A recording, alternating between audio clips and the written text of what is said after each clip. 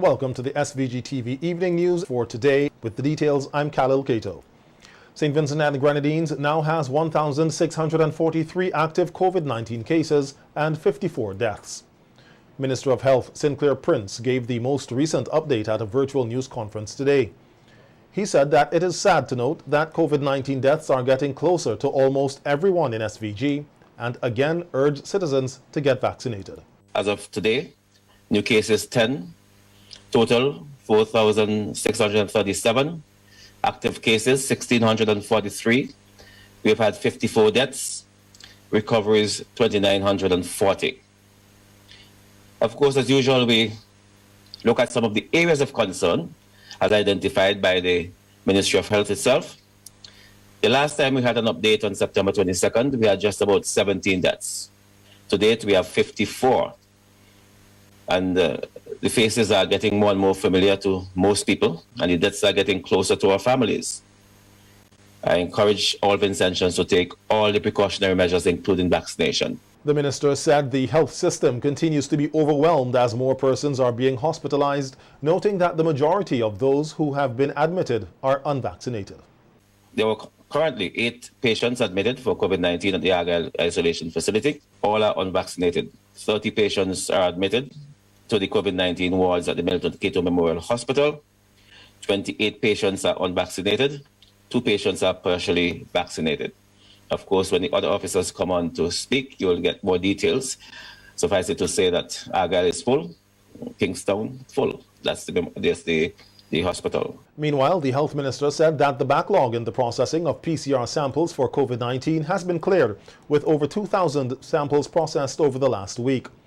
He reminded persons that the private labs are carrying out exit screenings, while the molecular lab unit handles public testing and for a certain category of outbound travelers. Meanwhile, Minister Prince has expressed his displeasure with persons still breaching the mass gathering protocols put in place by the Ministry of Health to help curb the spread of COVID-19. He made a particular appeal to those who congregate for various reasons.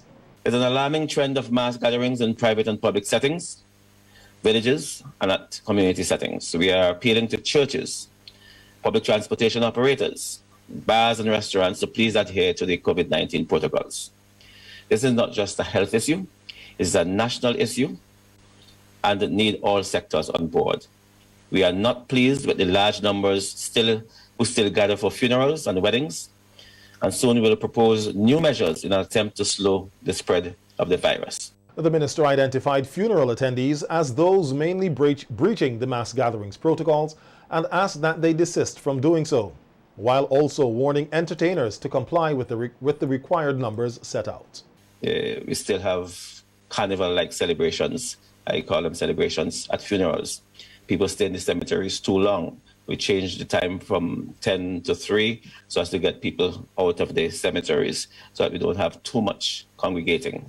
But that has gone by the way, it seems, and we have too many people at these funerals jamming up in each other, sometimes without masking, etc. We're also appealing to all entertainers, promoters, event coordinators, or restaurant owners to keep the recommended numbers for mass gathering. Remember, we had said no more than 10 persons inside and no more than 20 persons outside. The ministry at this time is not granting permission to exceed the required numbers. In relation to the national vaccination campaign, Minister Prince said the numbers are not where they expect them to be.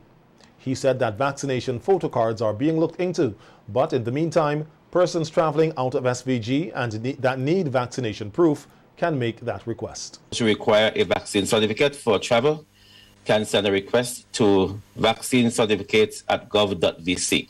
Vaccine certificate at gov.vc with the following documents: passport size photo, that's optional, a copy of your vaccination card, your photo identification card, and our coordinator health information systems, Ms. Lisa Llewellyn Sprott, is leading the process with all stakeholders. Soon, those of us who are vaccinated will have a photo ID vaccination card. That is in the making at the moment. We are doing work on that, and we'll soon have it on hand. The Gamma variant is reportedly the most dominant COVID-19 strain in SVG, with 24 cases recorded. The other variants detected on island are the Mu with 15 cases and the Delta variant with 5. Providing the local statistics on the variants at today's news conference was epidemiologist in the Ministry of Health, Wellness and the Environment, Tamara Bob, who said that they continue to send samples to be tested at the lab of the Caribbean Public Health Agency in Trinidad and Tobago. Bob further revealed that one of the 54 persons who died here was a result of the Gamma variant of the viral illness. We normally have certain criteria that we use in order to send samples out to be sequenced. So far, only one person who has died has met that criteria, and we actually just received that result recently, and that person was determined to be infected with the Gamma variant. So that's the only one that we have received so far. Cycle threshold, the CT score that is obtained in the lab, is used. CAFA has a certain number. I think it's about 20 something. So anything below that threshold would be submitted. I'm not sure the exact number. I think the lab might be in a better position to give that score, but once they are below that number, then the sample is sent on. Initially, the Ministry of Health had suspected that the Delta variant was the most dominant on island as it spread faster than the others. However, at today's news conference, Chief Medical Officer Dr. Simone Kieser-Beach said that the Gamma, which is a variant of interest, has been found to be deadly. It's interesting that this is what we're finding here. It's not restricted to St. Vincent.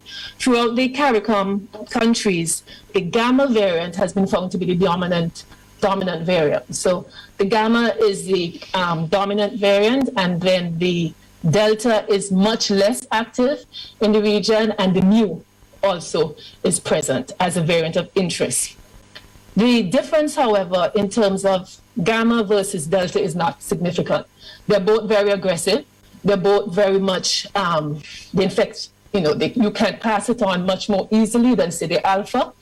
And they also result in earlier signs of infection, earlier symptoms, and they have been shown to be much more deadly than the original variant. And the Kingstown district continues to lead with the highest number of active COVID-19 cases in the country.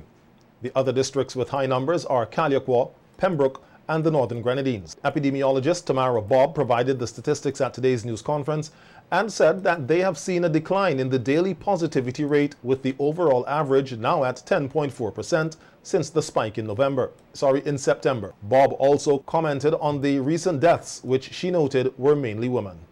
So before the current spike, we had 12 cases, or 12 deaths, recorded.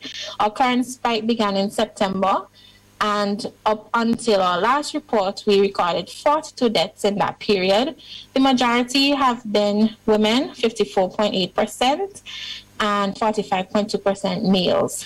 As I mentioned earlier, we've had on average 6 deaths per week. Our persons who have died are unvaccinated.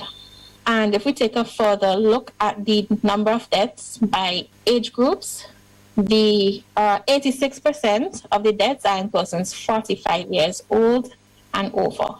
It was noted that while the majority of COVID-19 cases were among unvaccinated, there were 201 vaccinated persons who contracted the virus. 201 infections have occurred in people who are vaccinated. Some are fully vaccinated and some are partially vaccinated. And we also have a few more imported cases who are vaccinated fully or partially. So that number has gone up to 15. So that's 7.5% of all our breakthrough infections being in imported cases. Since the COVID-19 pandemic hit, St. Vincent and the Grenadines has recorded 54 deaths due to the viral illness, and this has led to grief and heartache for several families, friends, and other loved ones. Speaking on SVG-TV's Viewpoint program on Sunday, Counselor in the Ministry of Health, Wellness and the Environment, Odelia Thomas, said that coping with the loss of someone or something you love is one of life's biggest challenges, and the only way to overcome grief is by giving yourself grace and allowing yourself time to grieve. Give yourself grace when it comes to grief, because I know sometimes people can be insensitive, and 6 months from now they're like, you're still crying over that. Yes. We tend to think that there's a time limit to grief. There is no time limit to grief. And depending on the importance of that person in your life, you will be grieving forever. But it will not be the same throughout your life. So I like to liken it to the waves on a beach. Let's think of the windward side where we have all these tall waves. So when the person now dies, the waves are very tall. And the waves come one after the other with no break in between. Noting that grief is a natural response to loss, the councillor said it is important to give persons their space to grieve. Persons around you, I would encourage them to also give you that space to grieve. Every day won't be the same. Today you might have a good day, and tomorrow you might just be overwhelmed with thoughts of this person. So as their support system, you also need to be aware of, today they might not want to talk. So let me give them a little while, but don't just forget about them, because we have a tendency after the funeral is over, we forget about the people who are closely impacted, and we just leave them. But still checking on persons, still call them up. How are you doing today? We can't go out anywhere, but you can still call, you can video call, you can voice call, so many options. Still checking on the people in your life who you know are grieving. Another councillor with the Ministry of Health, Elika Matthews, spoke on the different stages of grief a person may go through after losing a loved one. Denial. There's going to be that first part where, no, I cannot believe that they're gone. I can't believe that they have died. This cannot be true. Then we move on to anger. How could this happen? Who is at fault? Who is to blame? And we're seeing that a lot, especially right now with the loss of persons from COVID. People are angry because they're losing loved ones who would have been fine yesterday, and then today, they are no longer there. Then there's bargaining. Lord, if you bring back X, Y, and Z, I will no longer do this. Or if you bring back this person, I will go to church from Sunday and I will be there every Sunday.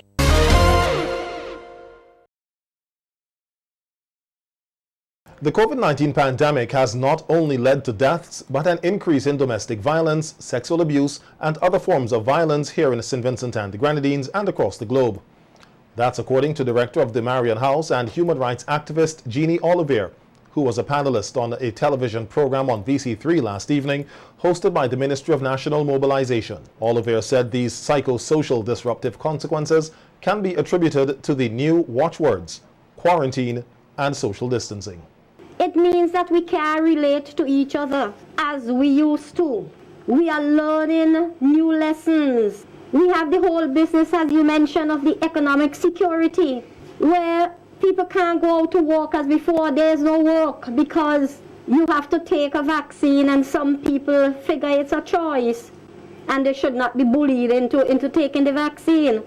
And the whole business of the economic security also lead to alcoholic and other detrimental substances consumption, and that in itself would contribute to an increase in domestic violence within the home and within the community. Councillor at the Family Court, Danielle Wiley-James, added that during the pandemic, there has been an increase in domestic violence cases recorded at the Family Court. She noted that the increase has not only been observed in SVG, but other countries worldwide, as studies have shown that there is an increase in mental issues globally due to the pandemic.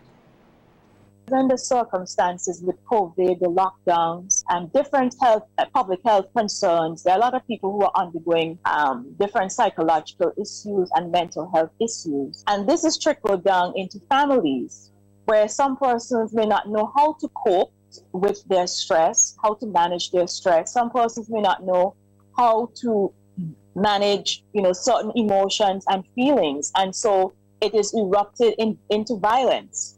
In terms of displacement of anger. You have a bad day at the office, at work, and displacement of anger. You take out your anger and frustration from your work onto your partner, and you beat your partner because you can't beat your boss. And like I said, domestic violence, it is an ongoing issue. COVID-19 has not reduced the incidences of domestic violence, and in some instances, it may actually have increased it. School attendant officer in the Ministry of Education, Alton McPherson, said most times children are the ones who are negatively impacted by domestic violence, which normally shows in their behavior and school attendance.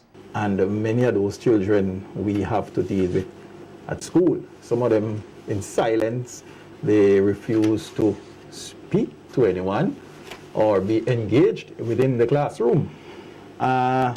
This affects some of them in other ways because some of them become bullies.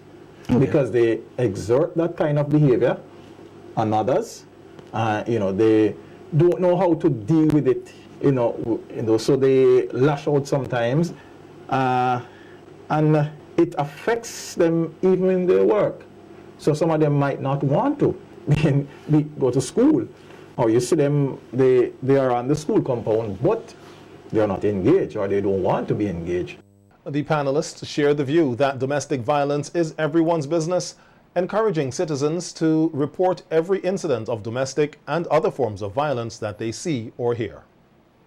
It says that if I know and I hear and I don't talk, I can be charged. So if I hearing screams, it ain't have nothing to do with your fast or your inquisitive or your love to comments. It has nothing to do with that. Domestic violence is not, even in my day when I get my licks, it's not private. It wasn't private and confidential. No, some women are being beaten and battered, and we turn a blind eye. We say it's a private thing, it's a couple thing, I don't want to get involved. But domestic violence is a collective responsibility. And I think when domestic violence ends in a homicide, when somebody dies, then there is always a post-mortem in terms of what can be done or what could have been done to save that person. And I don't think we should reach at that stage where we're doing a post-mortem and examining the factors and so on, risk factors. The explosive eruption of La Soufrière has led to a major transformation at beachfronts in a number of communities on the flanks of the volcano, including Fancy, located on the northern tip of the island. A number of residents in the community started a self-help cleanup exercise 5 weeks ago to enhance what nature has given to them, which they foresee can be developed into a recreational or tourism site. SVG-TV's Larissa Pugsley-Kidd was in the community on Sunday and tells us more on the cleanup exercise that usually takes place on weekends. What used to be rocks and boulders at the Fancy beachfront has now been replaced with more black sand extended several feet into the sea. The transformation occurred during the explosive eruption of La Soufrière volcano and was a welcoming sight for returning residents. Dr. Jasmine Ellis-Davy, who grew up in Fancy and still called the community home, said the transformation is one that they can capitalize on for the benefit of the entire community, hence the initiated cleanup exercise. Which you can see extending from here, lots of sand now and even small boulders on the beach itself. So it was just bushes, trees and so on.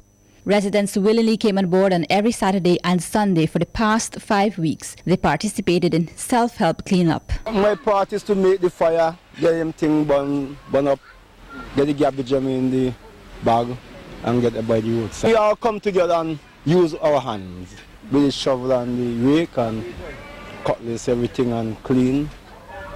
The logs them, when you want to make seat, you take them and put them in the fire to get them burned. Fancy has always been a close-knit community, and the cleanup exercise has reportedly brought the residents even closer for a good cause to further enhance the rural community, which the residents are excited about. It's a very good idea, and the community is coming together, so it's really benefiting.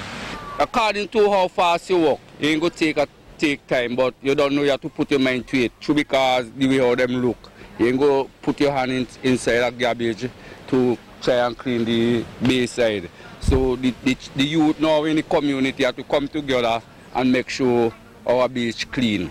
That is our landmark in the community, and give thanks and praise to it. This beach here, the good Lord bring it back first. Dr. Ellis-Davy said Fancy is starved for recreational activities and envisions a project that would boost economic activity for the community. So build a shed for the fishing folks to store their boats and engines after coming in from sea.